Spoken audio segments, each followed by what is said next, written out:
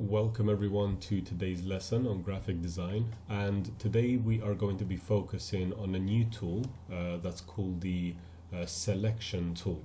So what this tool allows us to do is essentially select a range of pixels on your image so that it isolates them from the rest of the image, and it allows you to apply your manipulation or your changes only to those pixels that you have selected. And the result of this activity is going to be you creating one of these activities here, like a puzzle activity. So you're going to take an original image like this, you're going to cut it up into pieces and essentially, allow your friends or yourself to bring the puzzle together again. So let's have a look. For this video, I'm going to be working on this image right here, but you should have been given more images to choose from, and it's entirely your choice what you want to work on. So let's get started. So the first thing we're going to do is just see the selection in practice. So if I go to my toolbox here, we're going to choose the rectangle select tool. Now, if you remember from last lesson, I said if it has this arrow on the bottom right, then if you hold your mouse or the click on top of it, you should get some more choices of tools that you can select from. So you can choose an elliptical select or a rectangle select. So I'm just going to go with the rectangle for now.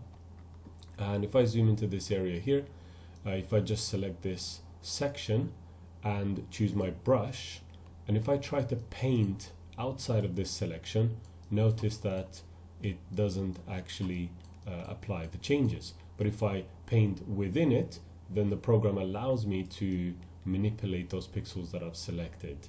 So this is just one way of protecting parts of your image from whatever effects you wanna apply to it. So just go back. Now, the other thing that I would like to say is sometimes my students, they make the mistake of selecting accidentally part of the image over here and then forgetting that they've made that selection, and then what they try to do is they try to make some changes to the image, forgetting that they made the selection, and they get frustrated. In this case, I would advise you, first of all, don't be frustrated. Mistakes happen to everyone. And how to fix this? We simply go to this menu here that says select, and we press the option that says none. So anytime you're trying to make changes to your image and you see that those changes are not being applied properly or not at all, the first thing you should just try and do is go to select, press none, just to make sure that you've deselected any parts of the image that might be selected. So let's go ahead and create our first puzzle piece. So the first step on the right hand side here is to make a selection. So we're going to go ahead and choose the rectangle select tool. So I'm going to go ahead and choose this part of the building right here as my first puzzle piece.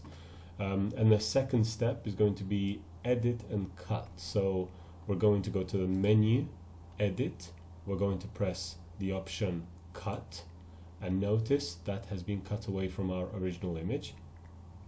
Don't worry about the background being that pattern, that's absolutely fine.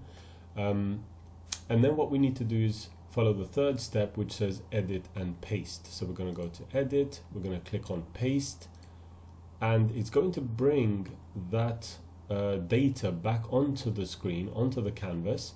But if you notice the layer section, we have a new layer. Well, it's not a new layer yet, it's the data waiting to be put on a new layer. So this is where step 4 comes into play. So if you notice, the new layer icon at the bottom here has turned green because it's asking for you to click it so that we can put the data we've cut and pasted onto its own individual layer. So we're going to go ahead and click the new layer icon like so, and then that allows us to move the puzzle piece. So if I choose the move tool, so the move tool is this icon on the very top left hand corner of our toolbox. If I grab that puzzle piece now, I can drag it away from the original image because it's on its own independent layer, like that. And all you have to do is go on to step 6, and that is to select the original image. So make sure you do that, because if you've got the old layer selected, if I try to, you know, redo what I did, so make a selection, go to edit and cut, you'll see that it doesn't cut anything away, because whatever I've selected here doesn't actually exist on this layer that I've got selected from my layer panel. So make sure whenever you are selecting something, you are selected on the layer where you want those pixels to come from. So let me just go ahead and make a deselection here, like that. Now, if I'm going to make a selection, so we're going to go to first step again. If I'm going to make a selection for the next puzzle piece, what I don't want to do, because my work isn't going to look very good, is make a selection like this, because now I've got this kind of data here between the old puzzle piece and the new puzzle piece that I won't be able to cut away. Well, I would be able to cut it away, but it just won't look very nice. So make sure when you are selecting your new puzzle piece that you try and make an accurate selection on the edge of the old one, and that way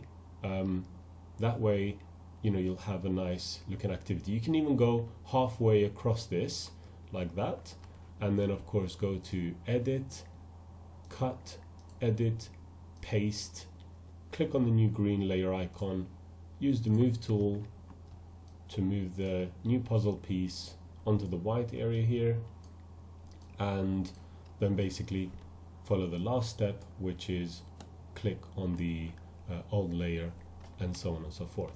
So go ahead, make a puzzle out of these images.